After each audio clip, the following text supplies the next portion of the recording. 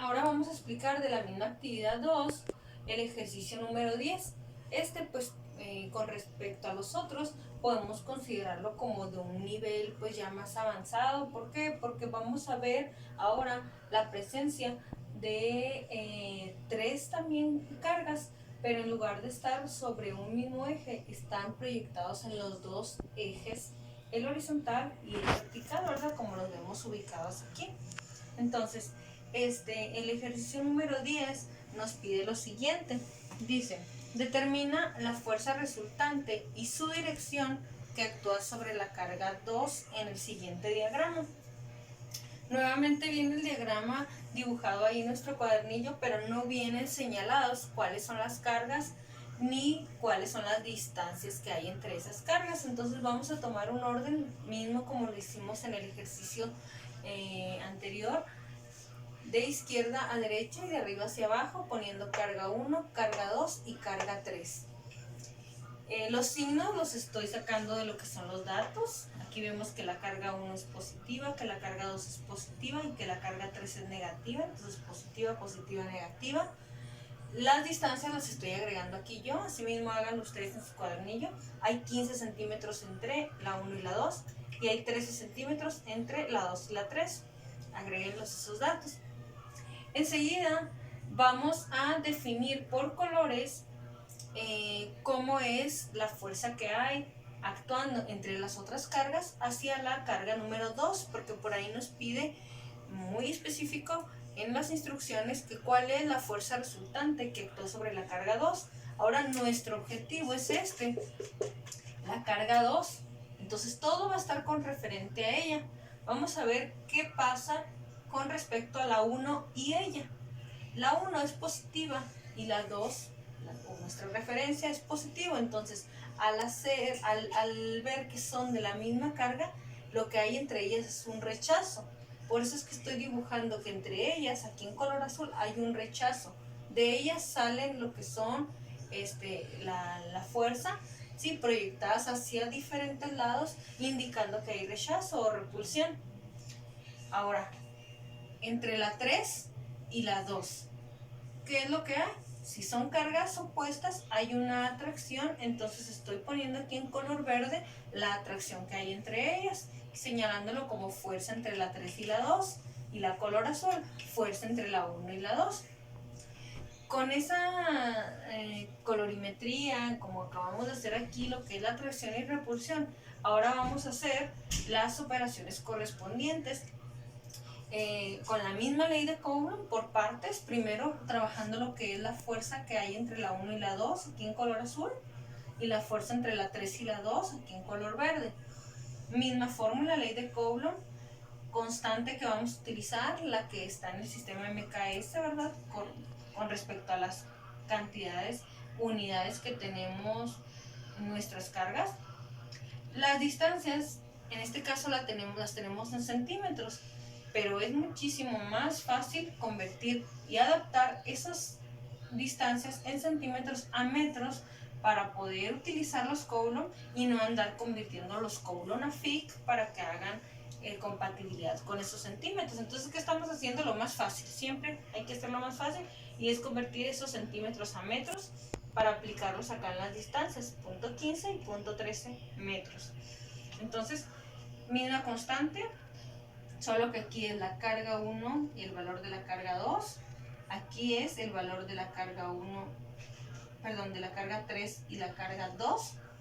Y poniendo ahí sus respectivos valores sin signos en las cargas, porque esos ya se tomaron en cuenta acá en el esquema, nos está arrojando que entre la 1 y la 2 hay una fuerza de repulsión de 24 newtons y entre la 3 y la 2 hay una fuerza de atracción de 42.6 newtons.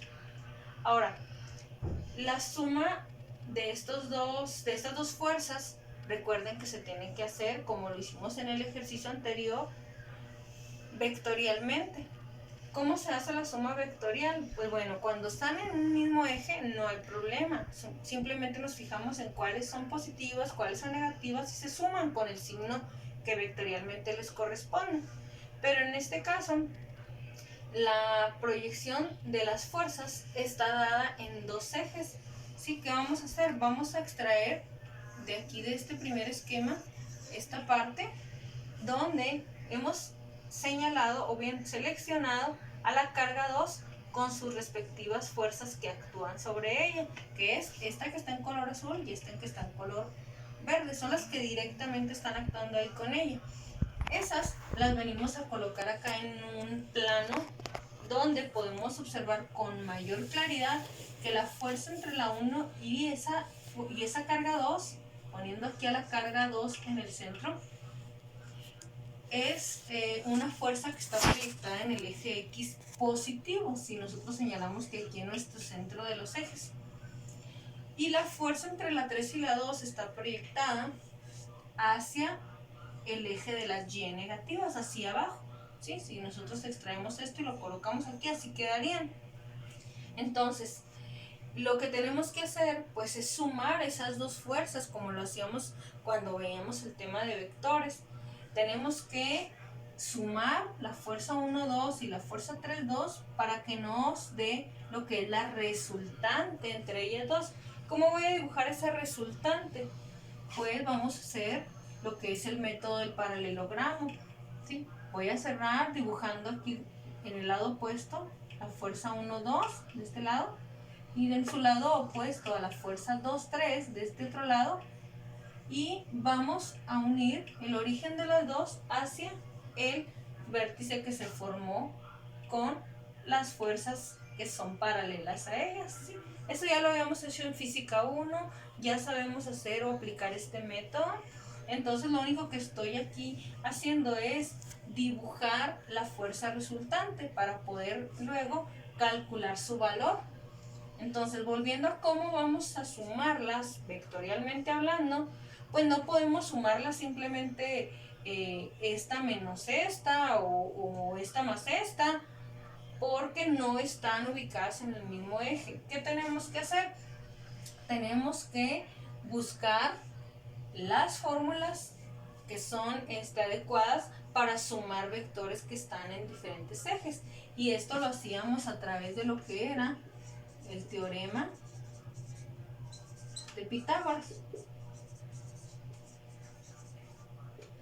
Porque al formar nosotros o trazar esta fuerza resultante, se nos han formado aquí dos triángulos. Es momento de tomar a uno de ellos, ¿sí? Podemos tomar a cualquiera de los dos, ¿verdad? En este caso a lo mejor más cómodo es este que tenemos aquí. ¿Por qué? Porque no lo tenemos invertido. Y es un triángulo rectángulo. Y lo que yo voy a querer calcular es la hipotenusa, que es la fuerza resultante. Entonces, en este momento, la fuerza 1, 2 sería la base de este triángulo, ¿verdad? Transportándola hacia acá, hacia abajo. Entonces, al querer yo calcular la hipotenusa de ese triángulo a través del teorema de Pitágoras, este sería uno de los catetos y este sería el otro de los catetos, la fuerza 3, 2. Ya tengo acá los valores de esas fuerzas. Lo único que hago es aplicar el teorema de Pitágoras, que recordando nos decía que el cuadrado de la hipotenusa es igual a la suma del cuadrado de los catetos. ¿Quiénes son los catetos? F1, 2, F2, 3. Sumo el cuadrado de ellos dos, ya poniendo sus respectivos valores. Y nos está dando aquí como resultado que la fuerza que resulta, que actúa sobre la carga número 2, desde lo que es la 1 y la 3, es igual a 48.89 newtons de fuerza. Esto es la primera parte del ejercicio donde estamos llegando al resultado de cuál es la fuerza resultante. Lo que nos falta ahora por calcular es la dirección, y la dirección en un vector se refiere al ángulo, el ángulo que ésta va a llevar, hacia dónde se dirige, ¿verdad? Entonces es lo que vamos a seguir calculando. Para determinar la dirección de esa fuerza resultante que actúa sobre la carga 2, pues vamos a partir otra vez del mismo esquema que nos quedó, donde ya está graficada esa fuerza. Recordamos, tenemos sobre el eje Y la fuerza 3, 2. sobre el eje X la fuerza 1, 2 que le hemos transportado hacia la base de este triángulo, que es el que consideramos tomar como referencia, y la hipotenusa, que ya fue calculada, que es la fuerza que actúa sobre la carga 2, que fue de 48.89, aquí está señalada en color rojo. En estos momentos de este triángulo conocemos todos los lados, ¿verdad? Sus catetos y su hipotenusa. Por eso no hay problema, ¿verdad? Ya tenemos aquí los valores, ¿verdad? Que ya se calcularon anteriormente. Al tener todos los valores de los catetos o de los lados de un triángulo rectángulo, la forma de calcular alguno de los ángulos de ese triángulo rectángulo, que en este caso vamos a señalar aquí cuál ángulo vamos a trabajar. Vamos a trabajar este ángulo, ¿sí?, que es el ángulo que tiene la fuerza resultante. Al haber tomado este triángulo, yo estoy tomando el ángulo que va a medir ella desde el eje Y, o desde la fuerza 3,2 hacia él. Al tomar ese ángulo, pues yo tengo que utilizar la herramienta de funciones trigonométricas que se aplica a triángulos rectángulos para poder sacar, ¿verdad?, o calcular lo que es ese ángulo. Recordemos que las funciones trigonométricas son seno, coseno y tangente. En su popularidad, ¿verdad?, la mayoría en ocasiones eligen lo que es tangente. En este caso podemos utilizar cualquiera de las tres funciones, dado que ya tenemos conocidos los tres lados. Cuando no se conocen los tres lados, entonces es cuando podemos definir cuál es la función que nos conviene usar o cuál es la que podemos usar. En este caso, como son las tres, bueno, me estoy yendo por la popular, ¿verdad?, por la tangente. Entonces, vamos a poner tangente del ángulo es igual al cateto opuesto entre el adyacente, ¿verdad? Eso se refiere en esa O y esa A. ¿Cuál es el cateto opuesto de ese ángulo? Si yo me sitúo ahí en él, el cateto opuesto es el vector F1, 2. O sea, aquí lo estoy poniendo en lugar de opuesto, ya lo nombro como corresponde, refiriéndome a este dibujo. Y el adyacente sería el lado que sale del ángulo, o que va pegado al ángulo, ¿verdad?, que no es la hipotenusa. Entonces, ¿cuál es? Es la fuerza 3,2. Entonces, ya habiendo señalado cuál es el opuesto y el adyacente, pues los estoy sustituyendo ya con sus valores, ¿verdad? El 1,2 valía 24, la fuerza 3,2 valía 42.6. Y estoy despejando lo que es la función tangente. La función tangente, al ser, pues como su nombre, una función, se despeja mandándolo con la operación inversa, que en este caso es tangente a la menos 1. Tangente a la menos 1, como comúnmente lo decimos, sería shift tangente.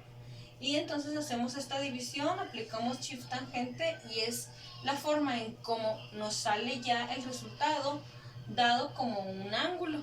Entonces, al dividir estos catetos, shift tangente nos está dando que la fuerza resultante que actúa, ¿verdad?, o que tenemos sobre la carga 2, tiene una dirección de 29.39 grados y tenemos que señalar desde dónde. Si solo lo dejamos como 29.39, esto nos podría indicar que a lo mejor esa fuerza está ubicada en el cuadrante número 1, por acá arriba, ¿verdad?, de un plano. Pero si yo aquí en mi dibujo le indico que es con respecto a aquí es su vertical, ¿sí?, con respecto a su vertical,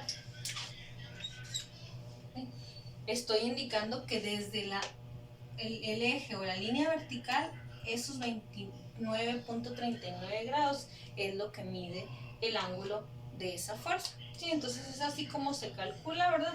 Sí, es un ejercicio pues un tanto larguito, pero son puros fórmulas o temas que ya hemos visto, que ya se han aplicado en ocasiones anteriores a otros ejercicios. Hay que tener paciencia, ¿verdad? Cualquier duda, ¿verdad?, estoy a la orden y pueden entonces estarme preguntando, ¿sí?, sobre las dudas, ¿sí? Y hay que ser muy pacientes.